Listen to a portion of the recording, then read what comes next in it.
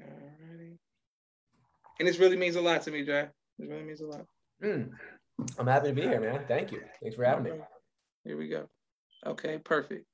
And we are live. I want to thank everyone for tuning in to a very special edition of Off the Record on the People's Podcast. We have an incredible guest with us today, one who I had the honor and privilege of working very close with on a movie set for a month or so. It seemed like, it was like a month. And he's an incredible actor, and we're going to get into more of that. But his name is Josh Plasse. Am I pronouncing the last name correct? You're the first person to ever pronounce it correct in my life, man. Well done. Okay, Josh Plasse. Yes, sir. Everything's going well.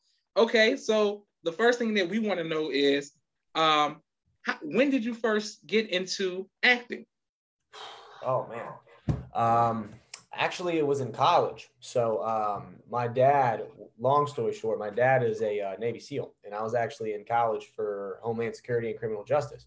So I started there, just kind of going the complete opposite direction. I wanted to follow in his footsteps, and I found myself taking life a little bit too seriously. So I met an acting coach there, and I was like, "Hey, man, like, how much does it cost to jump in one of these classes and see if I can, step out of my shell a little bit?" Long story short, I fell in love with it. My teacher there was amazing. That was my freshman year of college in Virginia. And I started auditioning for local plays, local TV, local commercials, but there's pretty much no competition in Virginia for acting. So quickly fell in love, man, and made the move out here. Okay. Yes, sir. Yes, sir. And what has been your favorite role that you've played so far? Oh man, that's a good one. I've enjoyed a lot of them. Honestly, the film that you and I just shot was really fun. That was the first character that I've ever played that was over 28. And that was very nice to get into something that's just a little bit more mature, Okay. and Okay. hilarious and comedic. I usually do drama, not comedy. That film there's a little bit of drama, but it's primarily comedy. So I would say that's definitely up there. ICarly, that character was really, really fun as well. Okay. Okay. I just enjoy comedy, man. I love it. I mean, truth be told, I love it all, but it's hard to beat just having fun on set and making laughs, Yes, sir. Yes, sir. Okay. Well, speaking of the movie set that we worked together on, what was it like for you to get into the character of Drew? What was it like for you to get in that character? Yeah. Oh man, it was crazy. Well, first of all, I watched a ton of films that were similar. The Wolf of Wall Street. So this is an investment banking movie. It's kind of a comedic take on it where the character breaks the fourth wall. So you have to actually look at the camera, which at times is very interesting because you have to identify who that is that you're talking to, because you're not talking to another actor in the scene. When you can look at a given person, you're saying, okay, what is the choice here for the camera? Is that every single person viewing it? Am I talking to someone in my head? Is my mom? Like, who are you talking to? So I watched a bunch of films and sort of studied the greats who have done that. Ryan Reynolds does that in a lot of movies. He's really good at it. So I watched a lot of those. I watched a lot of basically just banking films in general. I bought 2 books on investment banking and on cryptocurrencies and just studied up and learned really that entire world and had a good time with it. Okay, great. And when is that movie going to be released, and how can we see it? So that movie releases in December. I do not know the exact date yet. They have yet to release that information, but I do know you'll be able to see it on Amazon, Passionflix, and I think one other source, but I'm not positive yet. I do know you can definitely see it on Passionflix and Amazon. Okay, great. And my sister Naima is saying hi, and everyone. Thank you, everybody, continues to watch People's Podcast. Like, share, subscribe. Now, iCarly, what was it like to be on iCarly? Oh man, that was fun. Yeah, it was really fun. It was so COVID made it a little odd for obvious reasons. We were on, it's Paramount Studio, so you're on the lot there, and it was a little tough with COVID. That was always kind of a bummer. But outside of that, man, it was just an unbelievable experience. So funny. It's a 4-camera shoot on these multi-camera sets. So, it's the performances are a little bit larger than life, which is something that's different than what I'm used to, as you know. But it was really, really fun, man. I got to meet just great people.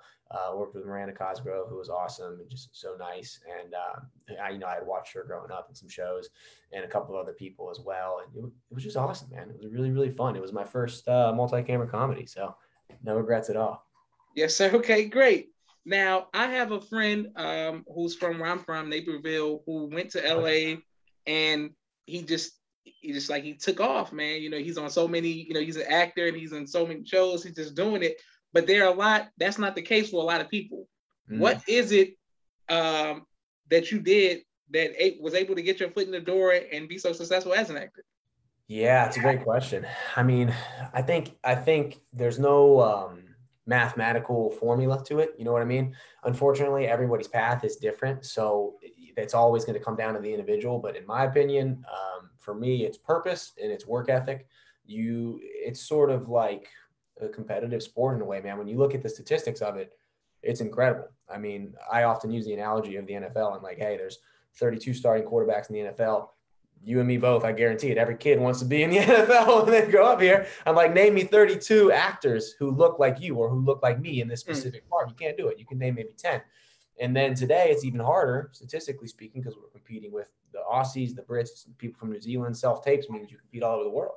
So the box gets smaller and smaller for the chances of success, if you will. And my point is, man, like navigating your way to finding that success, if you will, it's just all on the individual. And for me to really be able to yeah, I think it comes down to purpose, you know, why you're doing this, how badly you want it, and having a strategy. I mean, you can kind of see my room here. I'm a little bit of a freak about this stuff. You got to have a plan, stick to it, man, and just stay persistent. Okay, yes, sir. Now let's talk about your production company. Okay. What is the name of it, and what are you working on right now? Yeah, so it's called Dare Angel, and we're working on our first feature film right now, which is called Yucca Valley, and it is an incredibly dark, pretty messed up drama about the occult and the modern day Manson family trying to resurrect Charles Manson from the grave. It's pretty gnarly. It's a horror, it's a psychological horror film. But it's fun, man. It's really cool. It's a semi low budget thing for our first feature. So we're really excited. We're actually out making our first offers this week, we've already raised all the money. So it's a thing. It's a whole journey. Okay, great. Now, what is the process of you, like getting money and finding actors and finding the people? Like, what is that like? Oh, it's rigorous. Sort of similar to the last question. It's definitely something that everyone can do differently. But in my particular instance, we hired an entertainment attorney. I raised sort of private equity for development money, which was not that much money at first, just enough to sort of pay the people that are going to be there on the ground level, if you will. Okay. And then you have to put together a business plan, usually a pitch deck as well, usually some numbers, and have analytics for it, and go out to distribution companies and usually get what's called a letter of intent, which is just an LOI saying, hey, if you make this picture for this budget level and any of these names, i.e. those actors, are on the list, then we would foresee and project sales to be X, whatever that number is. So once you've taken some of those letters, you can then go to investors and say, hey, Mr. or Mrs. Investor, I have this letter of intent. I have some development money. We have a lawyer and a great team. Do you want to invest in the project? And it's a long thing. Yeah, it's a battle. But, once the ball gets rolling and the first few people put their money in, it becomes a little bit like stocks where you kind of get that fear of missing out and a little bit of FOMO there. And so you sort of just ride that wave until you can raise the entire budget yourself, or you can raise enough to make actress or actor offers. And then once that person signs on, everybody else wants a piece of it. Yeah. Phenomenal. Now, how do people go about being a part of your production? The production company or this film? The film. Like if somebody wants, like let's say you wanted to cast somebody who you saw on Entanglement, was like, oh, look at this guy. He's always serious. He's focused. His name is Josh, like mine. Boom, boom, boom. I think he'll be good. Like what do you, how did that? You have to have an agent. What is the process? I see. Well, you're on the list, bro. You're on the list. No, yeah. I mean, so it depends on what it is. For acting, yeah, you would absolutely have to have an agent. I mean, for the offers, like the lead in this film in particular is a female. So we're making our first actress offers now. And because of the amount of money we're offering, that name has to carry a certain amount of weight. You know what I mean? And they have to, quote unquote, sell your movie. And what that comes down to are these distribution companies I was telling you about. Basically, unfortunately, putting a sales estimate on somebody's name. And it's kind of like saying, hey, you're worth this much. It's so bad, but it's the world we live in. And so the reason I say that is because all of those actresses or actors at that level, they're all going to have agents. They're all going to be, reputable and big time. But as you go down the sort of list, yes, from an acting standpoint, they'll all have agents, but crew, it just depends, it really depends on where you are at a given time, where we're shooting, if you're going union, if you're going non-union.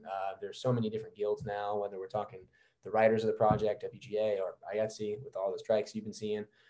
So it just depends. Absolutely. Okay, great. And once again, thank everybody who's continuing to watch the People's Podcast. I can't wait to put this on YouTube. Now, my next question for you is, when you see the strikes with the writers and things like that, with a career like this, how are you able to just be cool and like, you know what I'm saying? And, during whatever's going on. Yeah. Oh man. I think you just have to trust and stay out of it. For me, I'm trusting in God that it's all going to work out, that my path is what my path is. And just honestly, I don't want to say stay out of it. You know what I mean? Because you need to make your voice heard. And if we're going to make change and help, then you have to be a part of that. But, just be smart about it. Be wise, I think, is the answer, because it's really easy to put your foot in your mouth and say something stupid these days. Or it's really easy to do the exact opposite and just sit in a little cave and never say anything. So it's just about finding that balance, Absolutely. Okay, great. My next question is, how do you balance your personal life with acting? Oh, yeah, man. Well, that is also tough to answer, but I think I do a decent job. I have a dog and a fiance, so they're my priority. But I mean, with acting, going back to my point about the statistics and the analytics of the whole thing, it's like, if you're not bleeding for this, if you're not dying for this is the same thing with the NFL we're talking about. It's like, if you're not willing to give everything, then just don't do it, because you're not going to be successful at it. So the idea of, how do you split that time is really tough. Sometimes I have to sacrifice time that I would rather be spending with my loved ones, and I'm sitting right here at this desk working until 3 a.m. or whatever. And subsequently, other times it's actually worse for you to be doing that. You have to just be able to identify when you've worked too much and you're neglecting your loved ones, your family, whatever that might be, and you got to go spend time over there. So it's just that classic work-life balance. For me, it's, my fiance kind of tells me, hey, get it together, or don't, always got to have a good partner. So yeah, they're just finding the balance again. Okay, wonderful. Just have 3 more questions for you. And once again, thank everyone who continues to watch the People's Podcast. My next question for you is, what do you do for fun? Oh man, I do all kinds of stuff. Boxing is my favorite. I think I told you before. I don't look the part anymore. I'm Hollywood now, but I used to be nice. So I love boxing. Yo, Google it, look it up. I was a Golden Gloves champ in Virginia. I lost the weight, I lost it all. Okay. When I was 18, I loved it, man. So I still box pretty frequently today. That's always fun for me. I can't really compete or get as serious anymore, because if you get messed up in the face, you get it. So I love boxing. I love writing. I love writing features, as I'm doing with this one. I got a book that I'm working on. And I love, honestly, I'm obsessed with my dog, Jack, my little husky. So we do all kinds of stuff, man. We go to the beach, we go on hikes, we do it all. Wonderful. And my sister Naima says balance is key. That's right. Balance is key. Wonderful. If you could choose your favorite album, like, what's your favorite album of all time? Oh man, like musical album? Yes. Oh, that's tough. Oh, that's really tough. I don't know. I actually like I don't have one genre of music that I dislike or that I like the most. You know what I mean? Okay. And I'm not great with albums. I would have to go with it's kind of silly, but there's a Third Eye Blind album that's like a alternative, and they had this song. Oh my gosh, now I'm gonna butcher this live. But they had a song on that album that was the song that I asked Kirsten when I was in like the 6th grade if she wanted to be my girlfriend. Okay. It's so funny. Fast forward 12 years later, and here we are still. And so that album has sentimental meaning to me. It's called Never Let You Go by Third Eye Blind. Never Let You Go by Third Eye Blind. Okay. Yeah. All right.